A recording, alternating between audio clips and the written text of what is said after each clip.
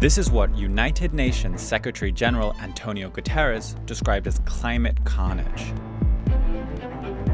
Deadly flooding in Pakistan last year is estimated to have killed over 1,700 people, displaced more than 8 million more, and caused $16 billion worth of damage. This week, Pakistan and the UN rallied together to hold a major conference in Geneva to help bring in international aid and support. At the event, Pakistan's Prime Minister, Shehbaz Sharif, spoke about the desolation the floods had caused. I have not seen in my entire lifetime this kind of devastation, which has not only crippled our economy, but has posed a challenge which Pakistan alone cannot negotiate with. Following the summit, donors from around the world offered $9 billion in aid to Pakistan. While a welcome relief, this still falls short of the amount needed to fully recover from the damage. In addition, many see the flood and the ensuing crisis as indicative of much larger issues. At the summit on Monday, Guterres lambasted the international community for not living up to their responsibilities. In addition to natural disasters, Pakistan is also a victim of the man-made disaster of a morally bankrupt global financial system.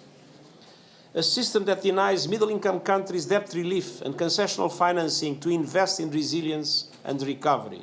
And that must change. Throughout the conference, climate change weighed heavily over the proceedings. These discussions echoed last November's global climate conference, COP27. At that event, Pakistan's climate minister suggested that the global community lacked urgency in their response to both this disaster and the overall crisis the world is currently facing.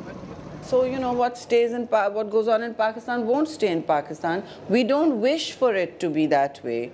But the dystopia has already come to our doorsteps, right? So there is a recognition that we are facing a new existential normal, a new climate normal for the world, but there still isn't a recognition that the financial system that's been running the world, that is called globalization, both commercial, economic, and even financial, is not going to be able to bail out the millions that are dying and in need. Delegates at this week's conference hope to drum up wider support for Pakistan during its time of crisis. In part, this goal was achieved. But for those on the front line dealing with this disaster and preparing for the next, the global reaction still falls short. During the summit, Pakistan and the UN sent a clear message that the international community needs to better organize and unify in its response to natural disasters, particularly so as climate change threatens to cause wider devastation throughout the world. Chang and Robbins for TaiwanPlus.